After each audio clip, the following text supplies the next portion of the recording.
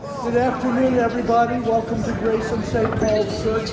I am Martin Hauser. I'm the pastor of Grace and St. Paul's, and this is Everett's congregation. It seemed to us that we had to have a good wake to send Everett off with. It's not going to be an Irish wake, unless anybody's brought a fiddle, some spoons, and about 4 cases of Jameson's. But it will be a downtown wake. Everybody will get a chance to say whatever is on their heart about Everett and their life with him. My name is Julia Campanelli. Some of you know me, some of you know me by email or social media. Thank you for reaching out for information about Everett. I think I can speak for everyone. His condolences to the Quinton family for the loss of your brother and your patriarch. Everett was a patriarch and a matriarch to many of us. He told us what to do, and he took care of us. So I don't really have words. How can mere words describe someone who was so much magic? So I'd like to share with you somebody else's words. A friend of mine lived on Greenwich Avenue, not far from where Everett lived, and he was there for 30 or 40 years. And he knew Everett just by sight, from seeing him with the ridiculous theatrical company and also out and about in the village. And then when I performed with Everett, he got to meet him, and he was thrilled that he was getting to meet the great Everett Quinton. And about 10 years ago, he moved out west, but we spoke every week, and then we Zoomed every week, like everyone else. And when Everett became ill, I shared that with him. And every week he would ask, how is Everett? How is he doing? Any improvement? How is he holding up? And I would share with him. So 3 weeks ago, when Everett took his final bow, I was again without words, but I wanted to share it with my friend Joe. So I texted him, and I simply said, Everett has left the stage. And he texted me back, and he said, when thinking of Everett, I have many times in mind Dr. Samuel Johnson's remarks on the passing of his friend, the great English actor David Garrick. End quote. His death has eclipsed the gaiety of nations and impoverished the public stock of harmless pleasure. End quote. Everett's ability to make satire, irony, buffoonery, and camp all come alive while inhabiting a multitude of characters is a wonder to behold. And he could do it with such abandon! Exclamation point. He is a serious actor who has been able to embrace self-mocking with genius. As Johnson said of Garrick, quote, his profession made him rich, and he made his profession respectable, end quote.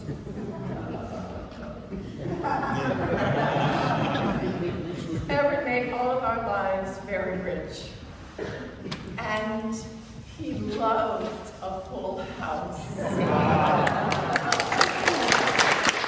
Night, I used to go across the streets and go to this theater, the ridiculous theatrical theater, and watch actors coming from what I did with the lyric realism of Marshall Mason and entering this temple where the actors had such abandon and such imagination.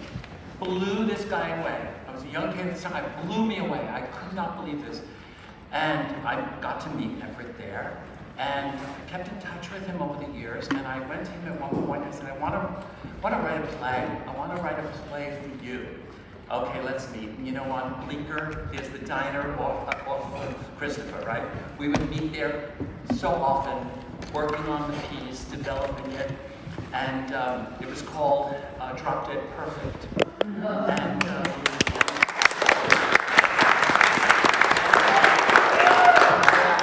the opportunity finally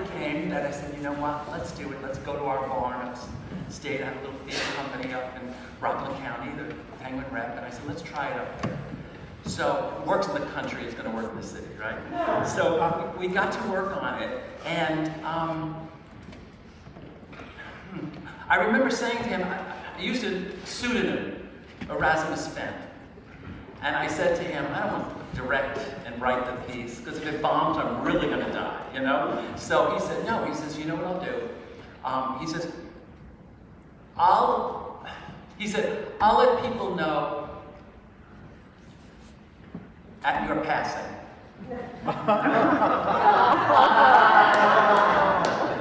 Everett, I beat you. It's just really such a memory I have, and I remember when he taught me so much during that process. He stepped into that dress, these beautiful dresses, and I went up to him and I said, now, are you going to shave your legs? Are you going to shave your arms? And he looked at me and said, I'm a man in a dress, so why would I do that? And it opened the door to realize what he did. He took people, he took their imaginations, he took the words, and he flew, and you had to catch up to him. Literally on stage. You had to catch up to him. The audience reached, because they didn't know what was happening. Never did the audience get ahead of him. And watching that artistry, his commitment to this work, and as was just said, the love that he had for the cast, the designers, his dresser, everyone, the box office person. It was just so inspiring. It's something I'll always hold. I know you guys in your world with him had that experience. But boy, did he eat those donuts. We used to bring jelly donuts. And I would say to him, Everett, how are you going to fit in the dress? You eat 4 jelly donuts. And he looked at me, you all remember the snarl, and just said, don't you worry. We love you, we miss you, we'll carry you with us in our work. Thank you.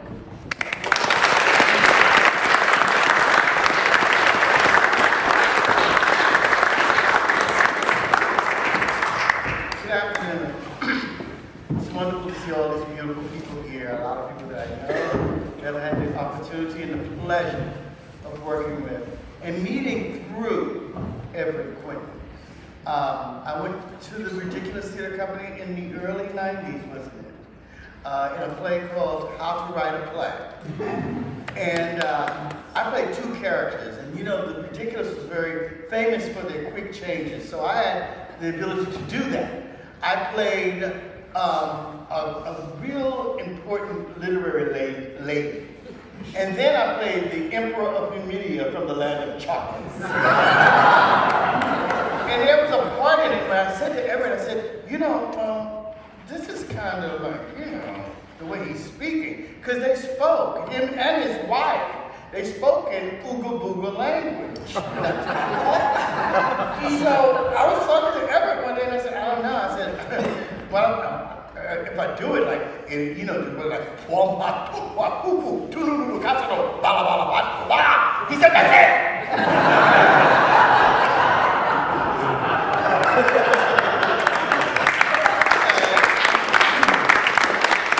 So I did it like that, and it worked.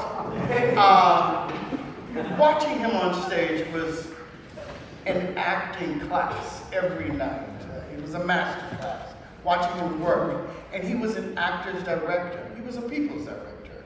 Everett led you to where you needed to go. He always used to say, I like the way you do the Tina Turner stuff, you know. And he also told me, he said he loved gospel. So, you know, I was thinking about my mom this morning,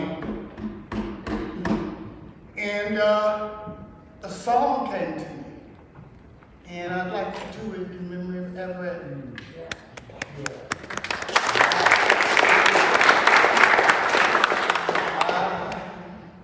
Don't worry about tomorrow.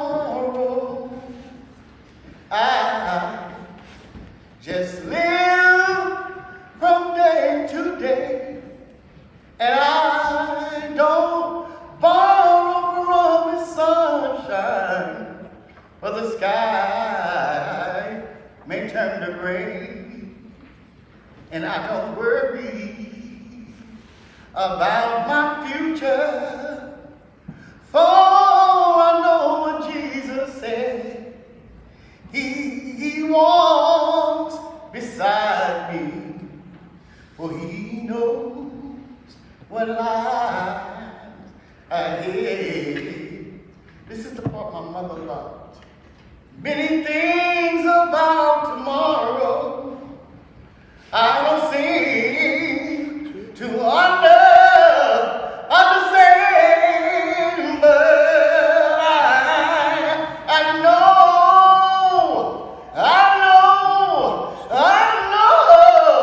who holds tomorrow, and I know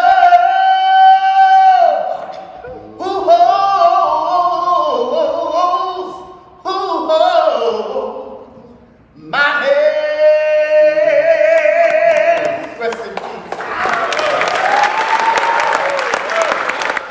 I'm not gonna sing, sorry. My name is John. I'm Everett's nephew. I don't have much to say because there's like too much to say, but I would like to share with you guys a memory, one of my favorite memories of Everett.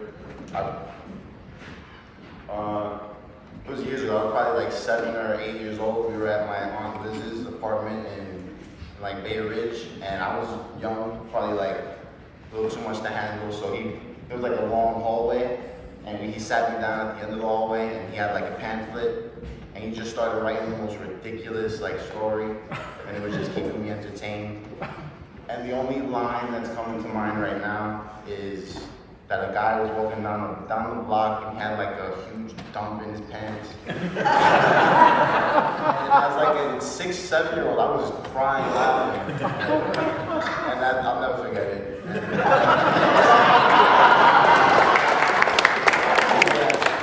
I love him very much. He was my T.O. Everett, and I will never forget him. And he was very, very loved.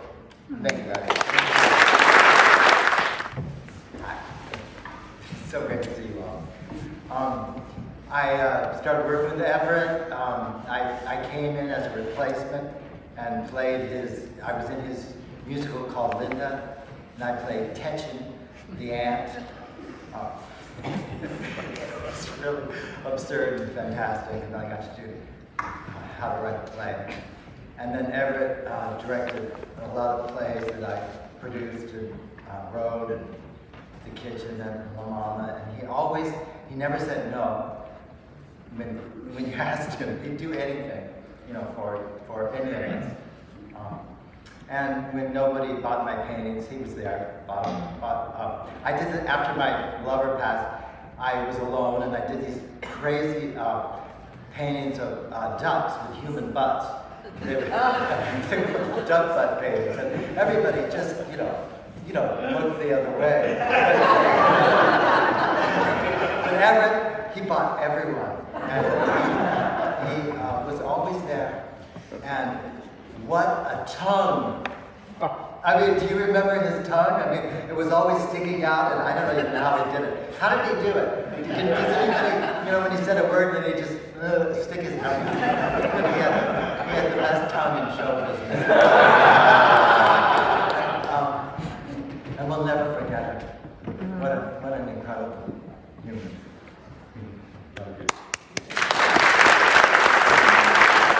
I built the set, or helped build the set for 2 displays. And there was a big house with a 10-foot ladder. And Everett came in, and I said, Everett, I just finished this ladder, and it may not be compatible with a high heels board.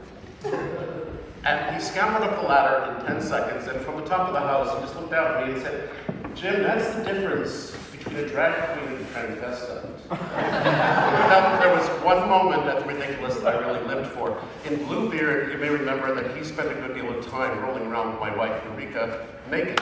And I used to live for this moment. I would come and collect her after every show. And as the audience was leaving, I introduced myself as Eureka's husband. And they would stare at me in horror. Oh, I loved that moment. I love Everett so much. Love you all. Hi. My name is Steve Asher. I was the managing director of a ridiculous theater.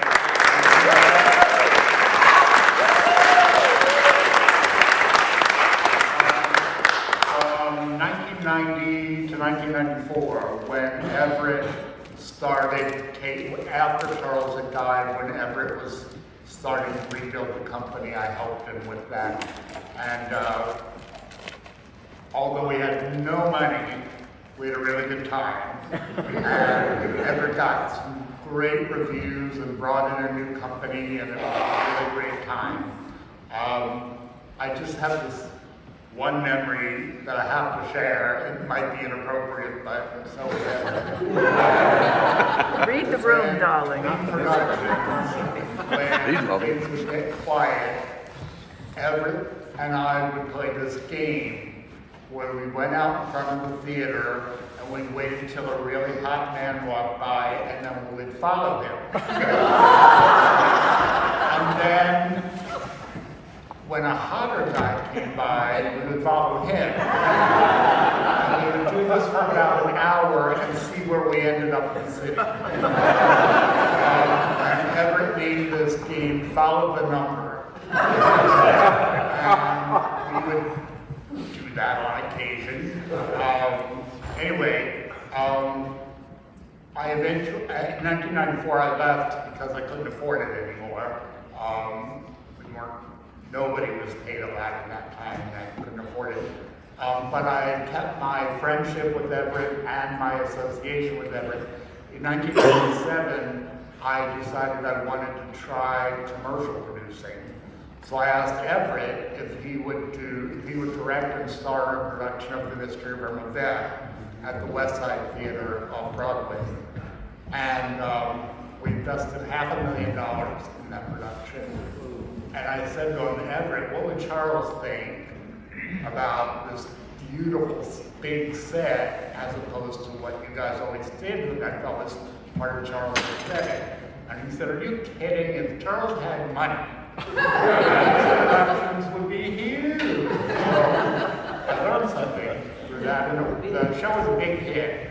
And I was glad it made Everett and I a lot of money for a short period, for a year, when it closed. Then about 3 years ago, for the 50th anniversary of The Ridiculous, I am the general manager of a company called Theater Breaking Through Barriers, which works with disabled actors. And we asked Everett if he would direct a production of The Artificial Jungle, which he did.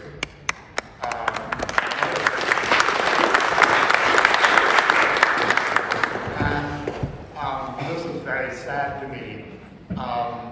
We had asked Everett if he ever thought about directing a Neil Simon play. And he said, yes, I would love to.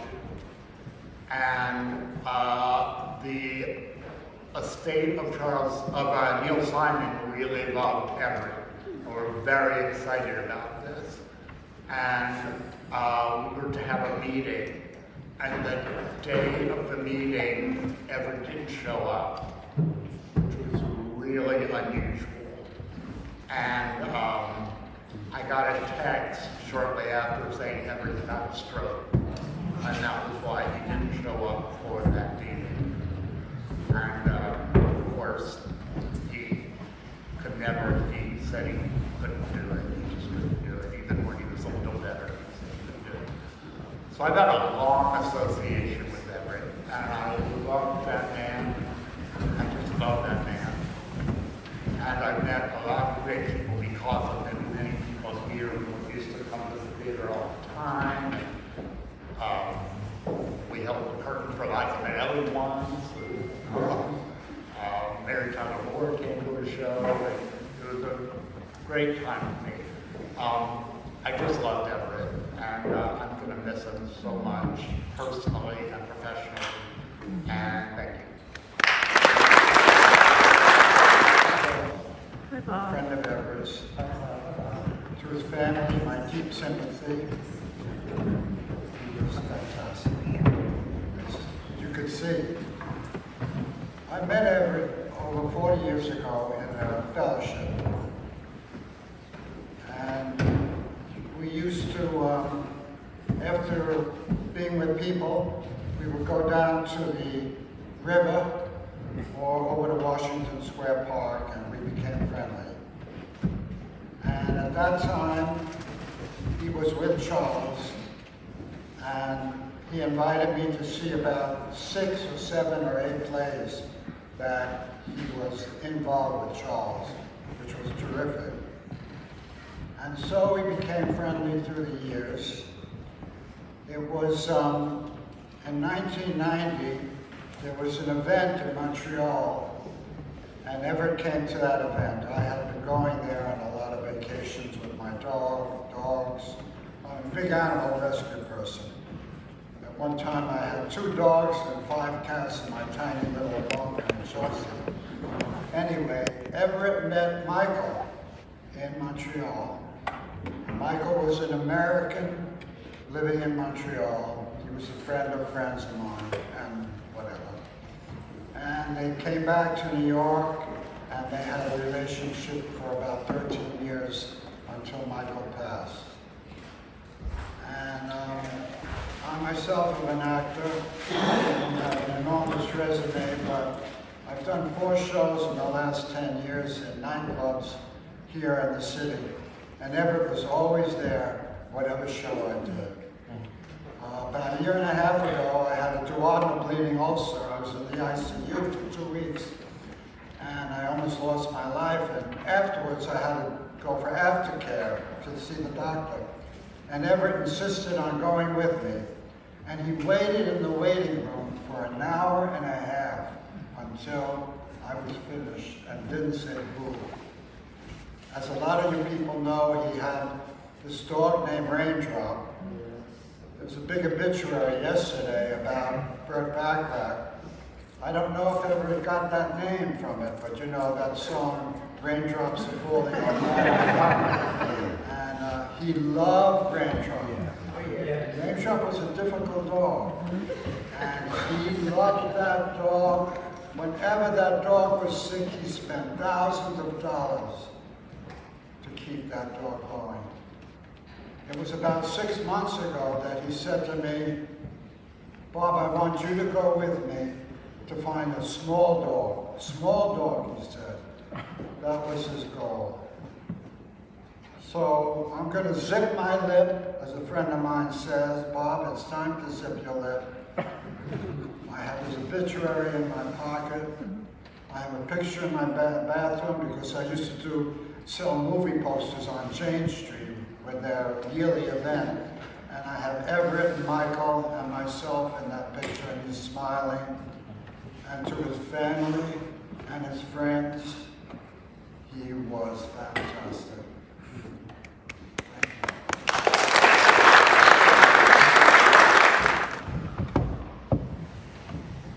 My name is John Hogue. My husband is Glenn Santiago, who unfortunately cannot be here tonight. And I certainly did not expect to speak because I was not as intimate an associate of Everett's. I certainly never performed or worked directly with him, but he was a good friend of ours, and we never saw him enough. But coming into this space, I'm having such a profound and vivid flashback, I felt compelled to share it. When Everett was confirmed in the Lutheran faith, he invited us to attend his confirmation at his church. And there was a string quartet that was quite beautiful, and I just wanted to share with you the impression that we've had of Everett all these years. It's not just his brilliant artistry, his incredible wit, his intense personality, but his profound faith. And coming here that day with him initiated a relationship for me with the Lutheran Church, which has now recently been revived because there's a little town upstate where I live most of the time now, and they have a quaint little pine organ, older than that. And I've thought of him because he introduced me to the qualities of the Lutheran rites, the Mass, the qualities that I grew up with as a Catholic that I'm not so comfortable with anymore. But I can see them again when I go to the Lutheran Church. And so I just wanted to share that aspect that we knew of Everett he was a man of faith. Along with everything else, he was a man of faith. My name is Tony, and I'm so blessed to be here and to know I'm glad to see the family. Who's Mary? Hi, Mary. We stayed in touch through our text messages, and thank you, Julie, for this all together. Praise St. Paul's Church. This is amazing. I agree with that. I just want to say I'm a native New Yorker, and I'm a little bit younger than Quinton, so there you go. And I want to say that because growing up in New York, that I got to see and be part of the changes of the gay community. And what a privilege it is to hear people who are part of the ridiculous reasons. Because as a young gay homosexual in his 20s, and I remember seeing the billboard on Sheridan Square when it was downstairs of the Ridiculous Theater Company, and it was a different time, and it was amazing, and I was very, very much aware of there weren't many plays and people who were professing the gay, the LGBTQ lifestyle and everything else that follows behind it. And it's very important to this one, like I say, and I have to say homosexual, because the thing is that there's no more hiding. And with the Ridiculous Theater Company, there was no more hiding. It was the beginning of me realizing that, oh my God, there is so presence, and that people who are doing that. And I got to see one time, and I can't remember what year, I'm going to say it's mid 1980s at the Joyce Theater, where the Ridiculous Theater Company was performing there during the theater week. And Charles was alive, and I heard the name, I never saw them before, and then Everett made his entrance. And it was like, oh my God, both of them had their presence. And Everett, that look, and that smile, he was just there. It was like 1986, 1987. To move a little further, I am in recovery. And there was a time, I just celebrated 19 years this past July. So,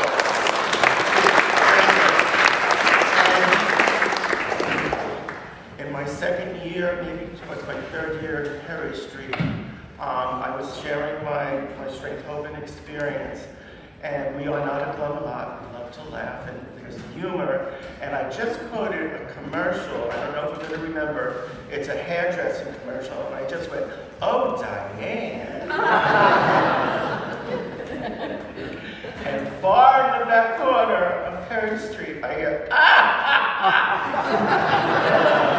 and I looked, and it was Everett, face.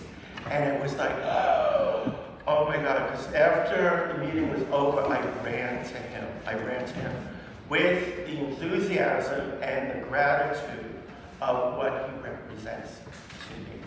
And that he's in the same place as I am. And that was the beginning of a beautiful friendship. And as an older brother, family member, that took me under his wings. And just to fast forward that over the course of time, I was there when he first found and he brought Raindrop home. And I loved Raindrop too. I don't know, everybody's saying that she was difficult. Anytime she was around me, she was just a sweetheart. Good to see. Oh my goodness. I'm just so glad I haven't seen you years. So the thing is that I do want to share what you represented to me and what we do for one another in recovery and what really goes on. And this is what happened. I was in a meeting, and it was my birthday. This is going back about 5 years ago, maybe even 6 years ago. And I shared at that meeting. It was my birthday, and I felt all alone. And I had nobody to share my birthday with. I know tons of people, I have blessed friends, everything like that. And that particular day, we learned to express our feelings, and I wasn't alone in that meeting. At the end of the meeting, Everett sitting down, I pass him, he says, "You don't have to be alone. I'll take you out for your birthday." And he did, and he went to my favorite restaurant, which was Spain, which is on West 13th Street. It's not there anymore. And they had the best pork chops. So order anything you like. And we talked, and we had coffee, we had one dessert. He knows how to treat a lady. And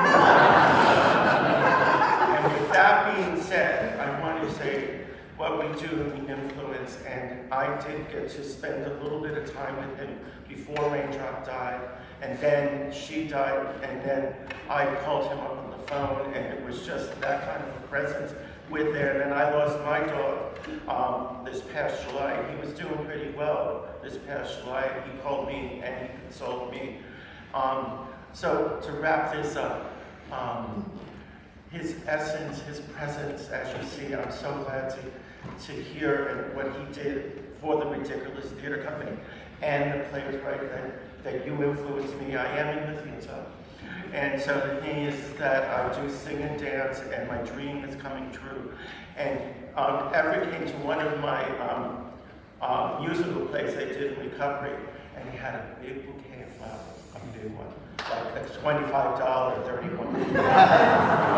It wasn't cheap, it wasn't carnations, which I would gladly take. And I was really touched in this thing. And the thing is that that was the amazing thing. And I do want to sing just a song on a pleasant note. I know a place where dreams are born and time is never planned. It's not on any chart, you must find it with your heart. Never, never land. It might be miles beyond the moon, or right there where you stand. Just have an open mind, then suddenly you'll find never, never land. You'll have a treasure if you stay there, more precious far than gold. For once you have found your way there, you can never, never grow old. So come with me where dreams are born and time is never planned. Just think of lovely things and your heart will fly on wings forever and never, never land.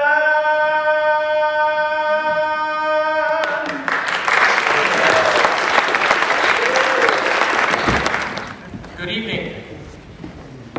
I am professionally known as Gary Ray, and I first became aware of Everett and the Ridiculous back in the early 80s when I went to the Ridiculous Theatrical Company and saw their work and was in awe of their work. I said, man, this is me.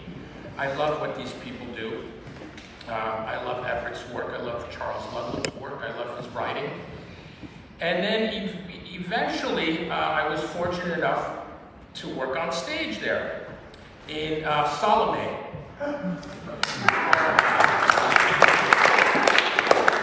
Where Everett, of course, played the lead in Salome, and it was wonderful, directed by Kęstutis Nakis.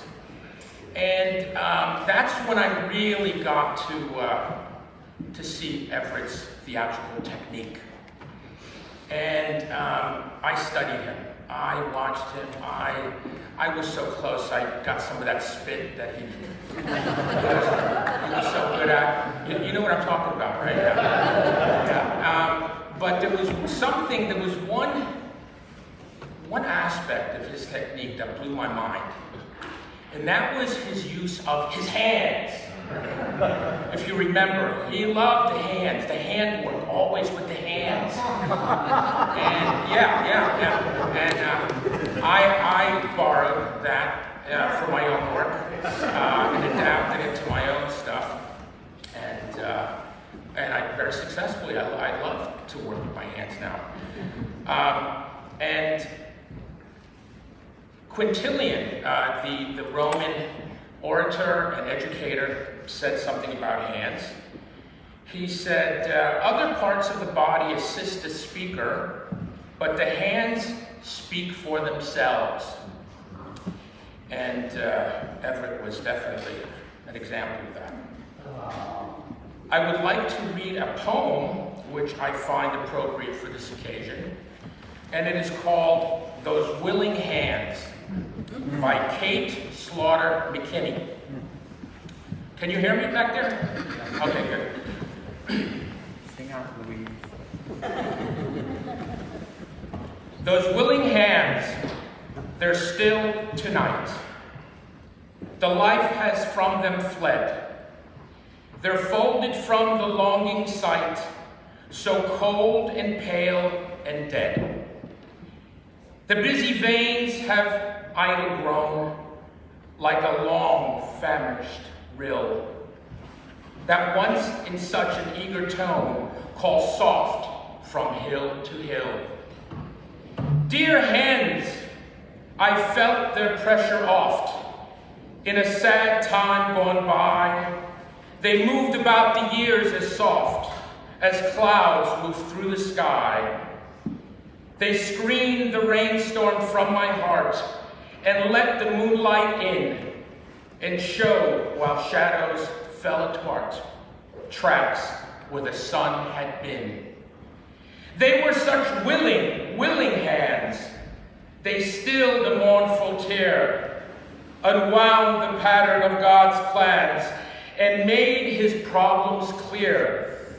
They did not reach to high-grown bowers where rarest blossoms bloom, but culled the blessed pure flowers and bore them to the tomb.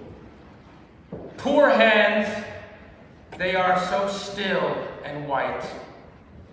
The rose that shared their rest is shrinking from the long dark night and falling on her breast. The wreath is wilted on the mound where long the sunshine stands. The angels have the sleeper found and clasp those willing hands. Thank you.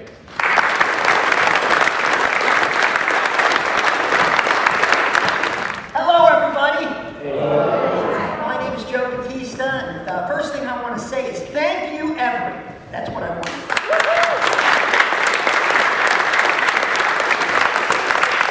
I met Everett about probably 5 years ago. I'm not like a lot of you, 30 years, 20 years, 40 years, 50.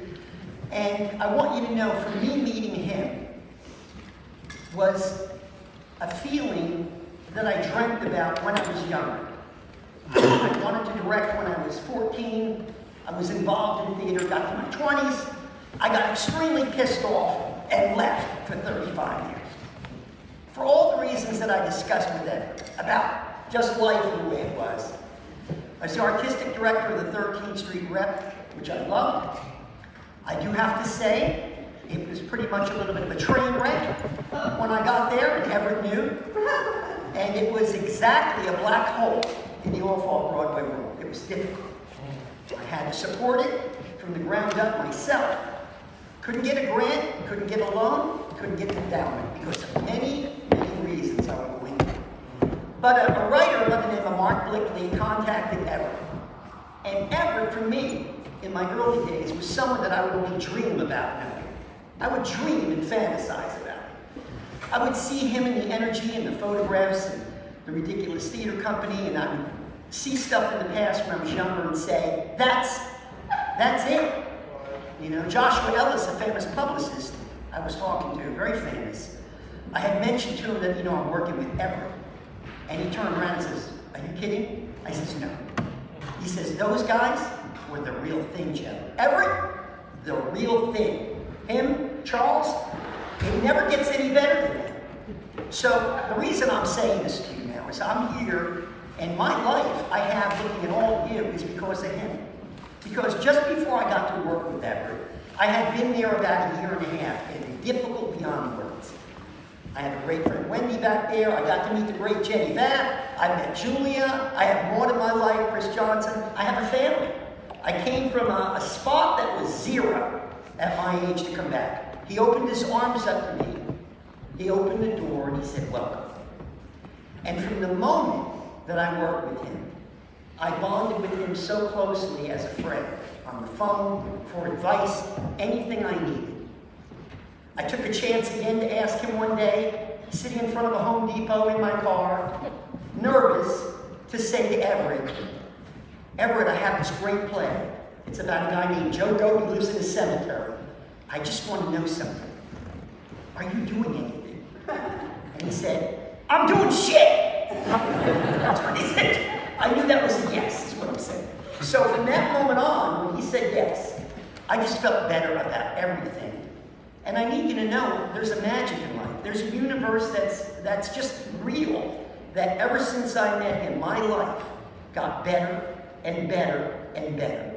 Even up into 2 weeks before he started not to feel well. We had these great conversations that he gave me. So what you're looking at here at my age is a product of Everett Quinton.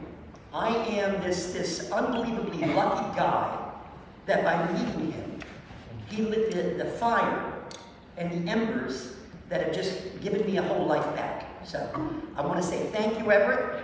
And as I look at you all, I'm seeing all these faces inside his brain that I didn't know about, that he's lived his life. So thanks so much.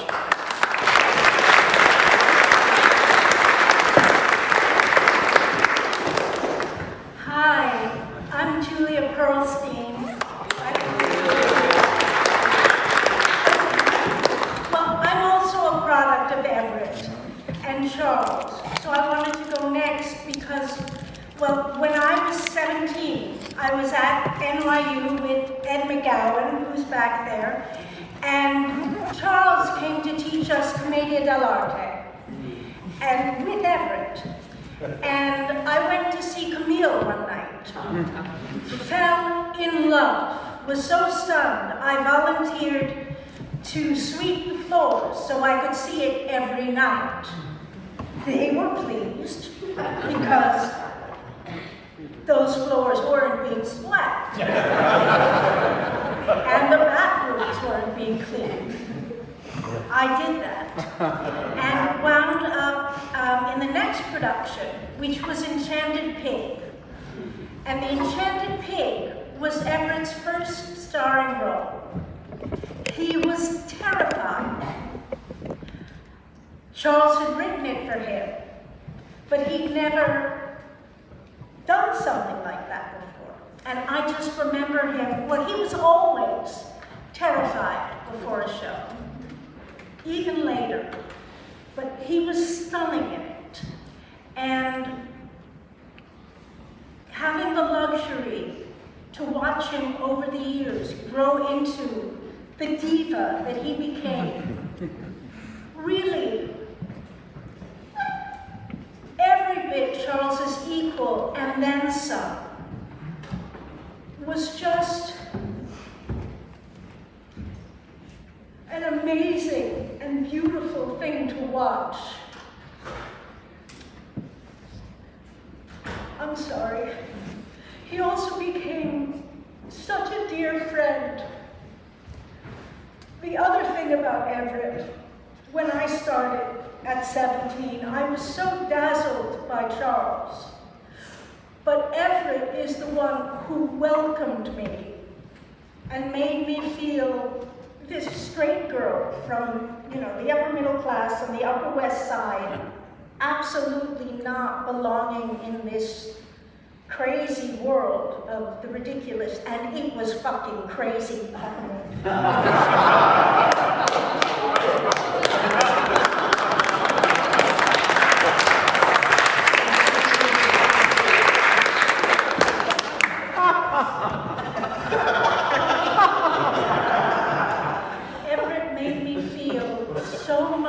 a part of this crazy place, and it was the first place I truly felt at home and dazzled by everyone, and the joy of being dazzled by Everett on stage for decades after that.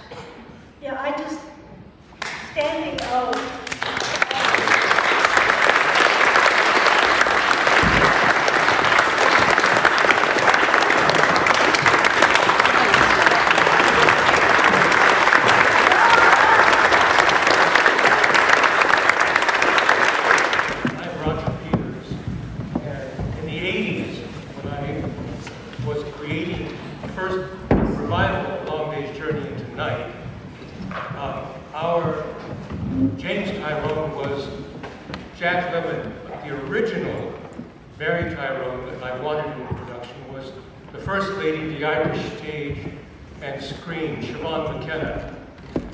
and Everett and Charles were huge fans of McKenna, not only for her stage art, but for her gift of gesture. And when she came over, I took her to see Irma Vep, and I never saw Siobhan laugh so long, consistently throughout the play. She, in the end, said, "Brilliant, simply brilliant." And I gave a dinner for Charles and Everett and Siobhan, which lasted till 2:30 in the morning. I saw them studying every gesture. They were transfixed with Siobhan. And she left not only dinner party, but to go to the airport. And later in the morning, they called, Charles and Everett called and said, "We want you to know," I said, "I saw how carefully you were studying everything, every movement." And Everett said, "She's in the show. Every gesture. She's in the show." And I called Siobhan later the same day, and I told her this. And she said, "How wonderful to be home in Ireland and also be on stage in New York." And not so long ago, I saw Everett in Lenox Hill, and I left him with my 2 Irish jokes, which I'll leave you with. What's the definition of an Irish queer? That's a man who prefers women to whiskey. What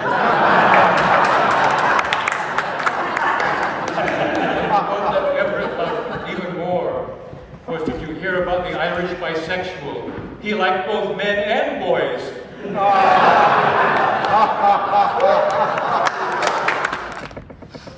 Thank you, Everett. I was a product of his as well.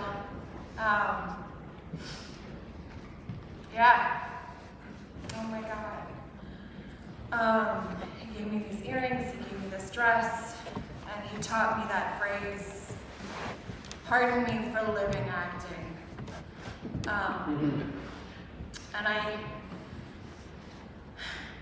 And be good.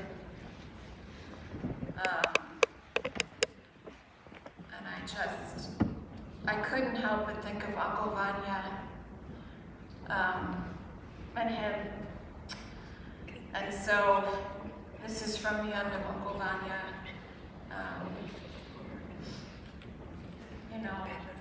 This is for you, my friend. What can we do? We must live out our lives. Yes, we shall live, Uncle Vanya. We shall live through all the endless procession of days ahead of us, and through the long evenings. We shall bear patiently the burdens that fate imposes on us. We shall work without rest for others, both now and when we are old. And when our final hour comes, we shall meet it humbly. And there beyond the grave, we shall say that we have known suffering and tears, that our life was bitter, and God will pity us. And then, dear, dear Uncle, we shall enter on a bright and beautiful life. We shall rejoice and look back upon our grief here, a tender smile, and we shall rest. I have faith, Uncle, fervent, passionate faith. We shall rest. We shall rest. We shall hear the angels. We shall see heaven shining like a jewel. We shall see evil and all our pain disappear in the great pity that shall enfold the world. Our life will be as peaceful and gentle and sweet as a caress. I have faith. I have faith, my poor, poor Uncle Vanya. You are crying. You have never known what it is to be happy. But wait, Uncle Vanya, wait. We shall rest. We shall rest. We shall rest. Rest in peace, my friend. I'm part of the Quinton family because of him. I just want to say that I never met anyone who had as many friends as Everett Quinton. and he was a true friend to everyone. Raindrop wasn't difficult. She slept at my feet when I slept over at Everett. So. But anyway, this is a poem that I wrote a while back, and I thought I was going to recite it, but I'll probably flub it, so this is my safety net here. Anyway, it's about absent friends. It's called Toast to Absent Friends. To absent friends whose faces we hold close, in dog-eared snapshots, well-worn frames and hearts that sometimes ache to see that face once more. To your footstep at the door and memory swings wide, and senses all away, and all the life and joy come flooding back inside. We toast you now. You bless our gathering here. In gifts you gave to each, we all now share. Your smile that flashed across the room is there. Your merry eyes, your feet that danced. Your hands will feel in ours, as in a ring we sing the song. The path from heart to heart is broad, but never long. We gather bright bouquets of memories tonight and lay them at your feet. Oh, friendship, what a blessing, so complete. It reaches over fences, over borders, over politics and social orders, over color, gender, age, through space and time, and like a golden thread, binds heart to heart, and lets us know together or apart. There is no separation in our love from those on earth or those with God above.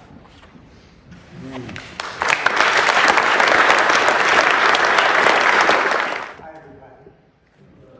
I'm Brian.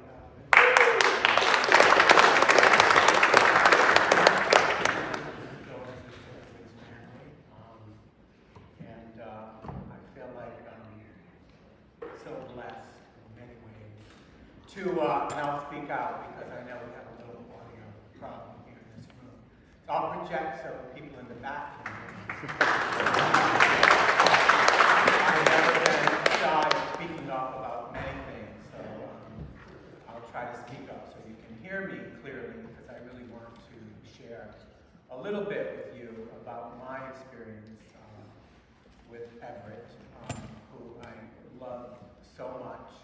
You know, so many of us queer people, gay people, other people, don't really have a very strong definition of family. And when I met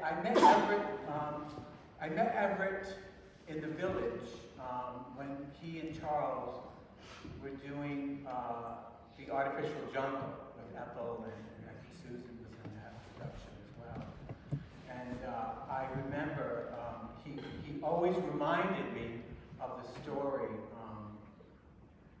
how we met, and he was very definite about it. So even though I had a different version of it, I'll go with his version because it's much better than mine. I had been friends with Ethel Eichelberg. I had met Ethel, who was a member of the Ridiculous early on, and in Rhode Island where I grew up, and I was a little 16-year-old queer kid.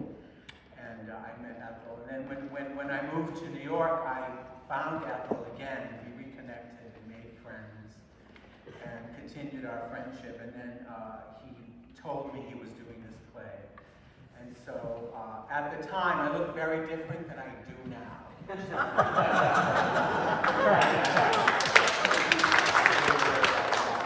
And I'll never forget it. It was a thrill, like someone just described, that thrill of meeting Everett. You know, just, I went to the show and went backstage and saw Ethel and went to the dressing room. And, you know, remember, the dressing rooms were very close together. You could just, like, here's one, here's two, you know, you could just wander back there and easily meet anyone. And so Ethel was very excited to introduce me to Everett and Charles. So I met Everett, and it felt a little bit like All About Eve, you know, it felt like Anne Bancroft-ish, because, you know, I had designs of becoming this great actor myself, although I wasn't really that aware of it, but in the back of my mind, I thought, wow, what a great place this would be to work. And so I met Everett, and then later on, maybe about, I don't know, a few months later, I had met Everett outside of the theater again, and he remembered me, and he came up to me, and he said, hi, how are you? And he said, you're Ethel's friend, blah, blah, blah. And he said, yes. He said, you came back, he said, I remember you came backstage, and you were wearing this pink lace, sort of like 50s dress, and these little flat ballet shoes, and I thought, oh, you fabulous! So that was my introduction to Everett, but Everett and I have had a very, I have been the benefit of the most incredible, as many of us have, friendship and care and love of this wonderful man who has just given us all so much. And I'm so incredibly grateful for that experience, and that's the memory that I will treasure through the end of my life. He taught me so many things, you know, and I started talking a little bit about family. You know, I recently lost a family member myself. I lost my brother, who in December, and you know, we weren't close. But still, the loss was very difficult for a lot of reasons. But the reason I mention this is because Everett was like a brother to me.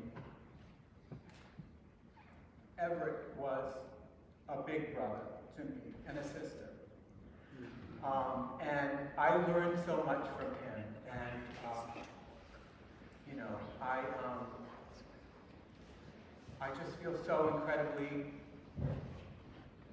I feel like a rich person from knowing him. You know, I feel so lucky to have been a part of his life for decades, for a long, long time. We developed a very close friendship, and there wasn't a time when I couldn't call him on the phone and speak to him about almost anything. And people talked about his fear. You know, he was fearful a lot. And I remember him saying to me very clearly, like I was saying about how I was afraid about something. He said, well, be afraid, but just go ahead and do it anyway. You know, and that was Everett all the way. You know, he really, as much as things were difficult for him, he really worked through them and pushed through them. And there's just not enough time to talk about all of the amazing experiences we've had. Of course, the whole, you know, theatrical life together. I mean, that was like beyond anything that I ever imagined for myself. And as someone who was always considered an outsider and not, you know, of the normal sort of like, you know, actor, the bright teeth and shiny smiles, perfect headshots and all that stuff, I was accepted into this wonderful, wacky world of an amazing troop of incredible people. And so, in closing, I just wanted to read a little prayer that I found, which I felt really resonated with Everett. And I'll go ahead and do that for you now. Don't grieve for me, for now I'm free. I'm following the path God laid for me. I took his hand when I heard his call. I turned my back and left it all. I could not stay another day to laugh, to love, to work, to play. Tasks left undone must stay that way. I found that peace at the end of the day. If my parting has left a void, then fill it with remembered joy. A friendship shared, a laugh, a kiss. Ah, yes, these things too I will miss. Be not burdened with the times of sorrow. I wish you the sunshine of tomorrow. My life's been full. I savored much good, friends, good times, loved ones' touch. Perhaps my time seemed all too brief. Don't lengthen it now with undue grief. Lift up your heart and share with me. God wanted me now, and he set me free. Toodaloo, Marguerite.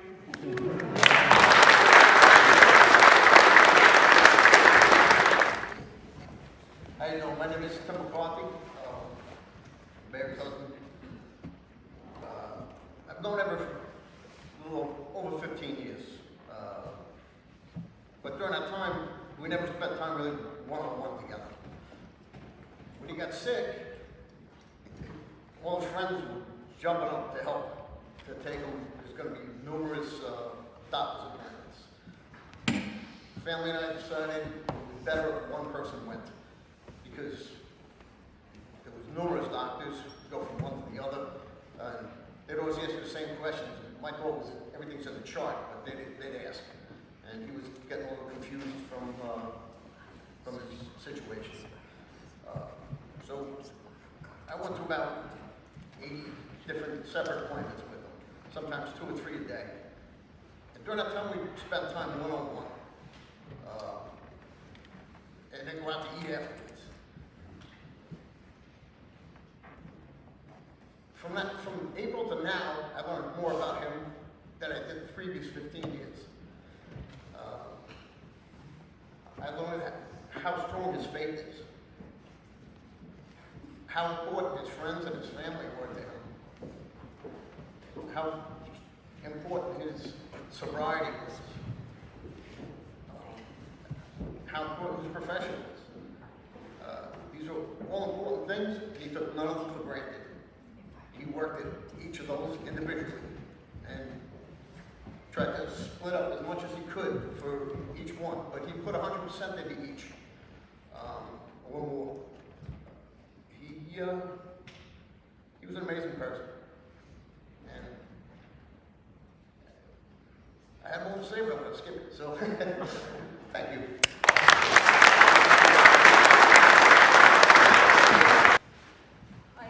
In spite of the fact that I have acute laryngitis, which is being treated, and I'm adverse myself to public speaking, I'm going to do the best to share with you some experiences I've had with Everett since 1970. 1957. He and I moved into 55 Norton Street about the same time, and I've forgotten when we first connected, but we definitely were on the same page. And we shared a lot of wonderful adventures and things together, including he invited me to his +1 in a show in the village that he was producing or directing. And then we went to an after party. He was invited to birthday parties of mine. He adopted a dog, as you know, Ray Pup, and the dog was a rescue and was very unhappy and barking and driving the whole building crazy. And one of his many purposes in life was to tame his dog. He did. And for being averse to petting him, I became enamored of him. There are other things that Everett and I did together, little surprises for each other. And one of the big ones was there'd be a surprise hanging on my door or on his door over a period of many years. There's a pork store on Bleecker Street in the village, and they used to sell this prosciutto bread. It's this big. You can't eat one or even fit it in our tiny apartments and freezer. So cut it in half. Half would be on my door, half would be on his door. And then in a week or two, the reverse would take place. He invited me, I really felt honored, invited me, our apartments, so those of you who haven't been in the village, like my apartment is 350 square feet. We both moved in the same time, and his apartment is similar in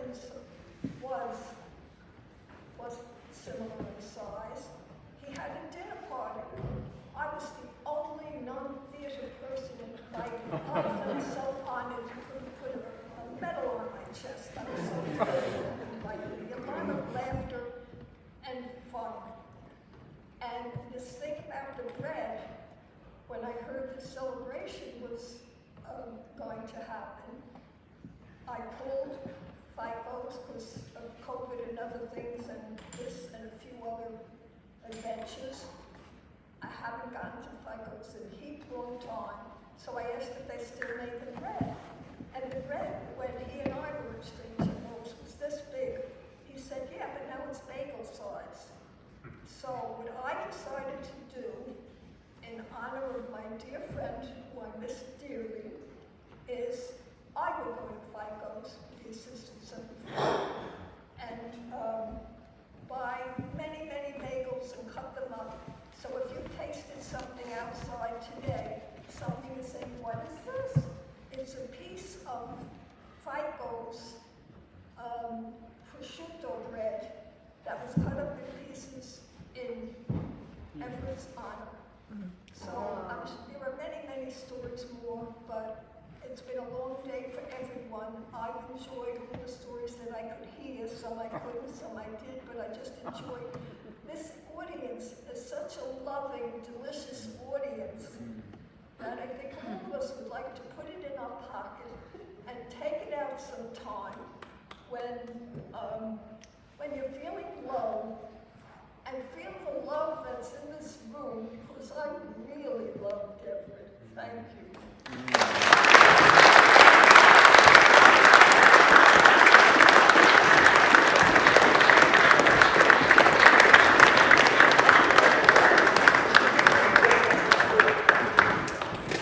So I just want to point something out. I'm actually not trying to speak. I want Jenny back to come up. She has tried 5 or 6 times to come up.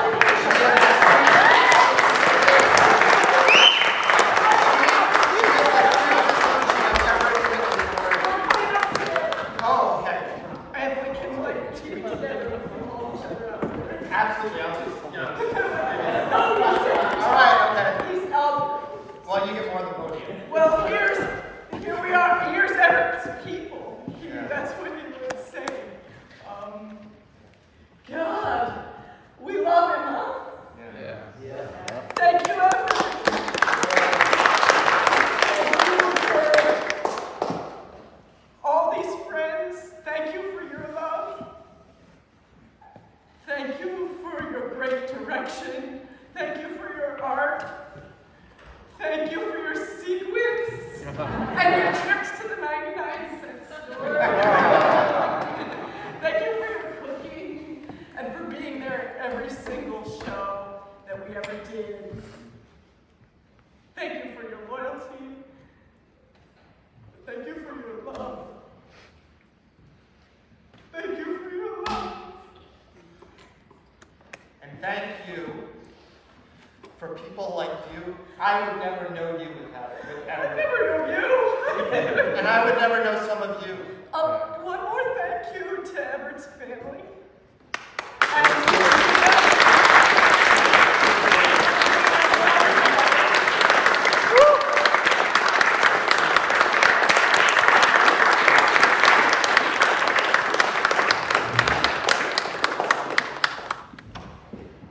My name is Daniel. I'm foolish enough to try to follow that. Jenny and I went out to Maimonides Hospital the last 2 days that Everett was with us. And I did my version of last rites for Everett, and he didn't mind. It was beautiful because we made it fun. What the hell? We made it fun, right? I whispered in Everett's ear, "What are you doing at Maimonides? Get the hell out of here." Fat. I would look forward to Raindrop walking Everett through the village. Because Raindrop chose the streets. Everett would have a very loose leash, and wherever Raindrop wanted to go, and when it was Perry Street, I would get a call. "You want to go on the walk with us? We're going by your house." So I'd come out any weather, and we would wander around. And I always waited when we would part because Everett had something wonderful to say over his shoulder. You all know this. And I was telling Kate yesterday, he was talking about his house cleaning, apartment cleaning business. And so that had already kind of been on the table. We were talking, and then we decided to go our different ways. And a name came up, and I said, "Oh, you know them too. It's such a small world." And he goes, "Yeah, try cleaning it."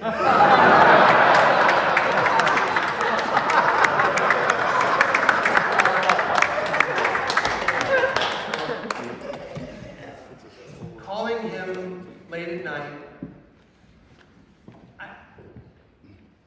it didn't matter what about, because it always ended up being pretty much, we would talk about all of you.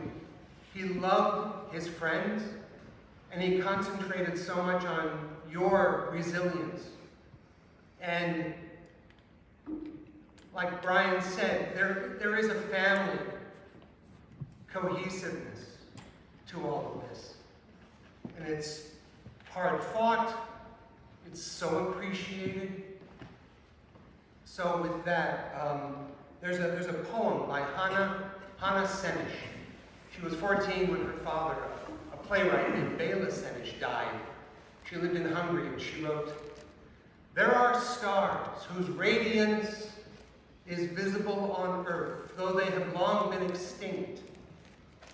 There are people whose brilliance continues to light the world, though they are no longer among the living.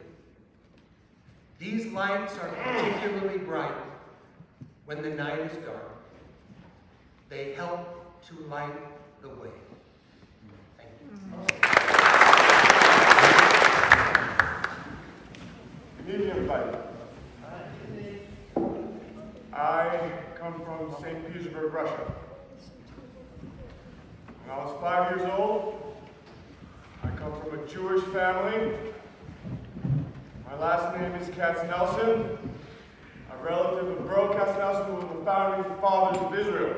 A Zionist from Belarus.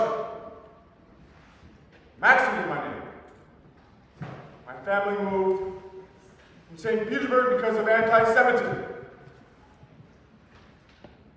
They knocked on our door and said, "Go home, Jew!" So we left.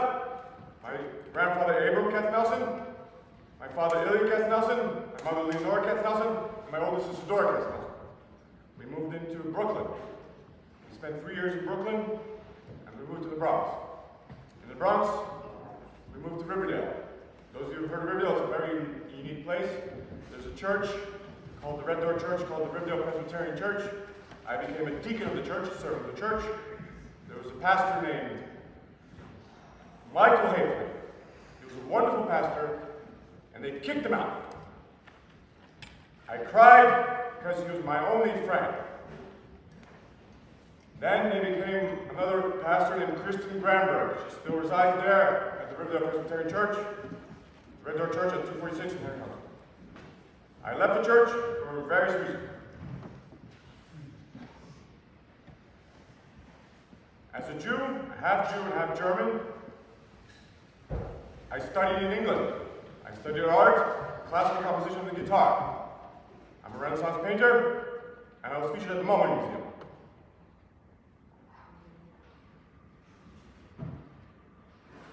I come to this church because it's warm, and it's friendly, and there's a lot of hospitality, a lot of friendship, a lot of love. You have a lot of love. I understand that. There's not many churches like this. Not in Riverdale, not in Manhattan, not in Brooklyn, not in the Bronx. This is a unique church. I commend them. No, that's not the right word. I am glad I'm here because I'm glad to meet all of you. But the issue I have with this church is that one person said something that I disliked, and that is, he quoted a poem in a church, and that is unacceptable. Because the church is the church of God, and the man of God and the woman of God have to only speak the words of God. We're here to hear remembrances, please. Everett. Thank you. Sit down, please. This is a memorial. Thanks very much.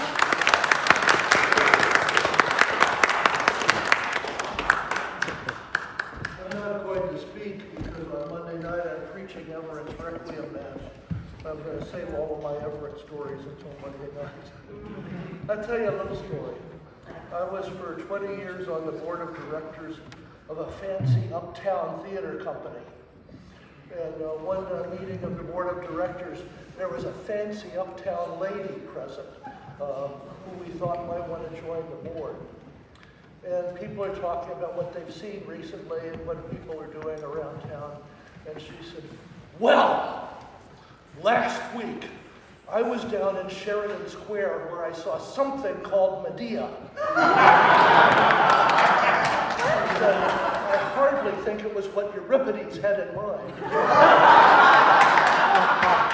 And I said, well, dear, don't give up on them. You might like their next production better. They're doing Turks in Hell next.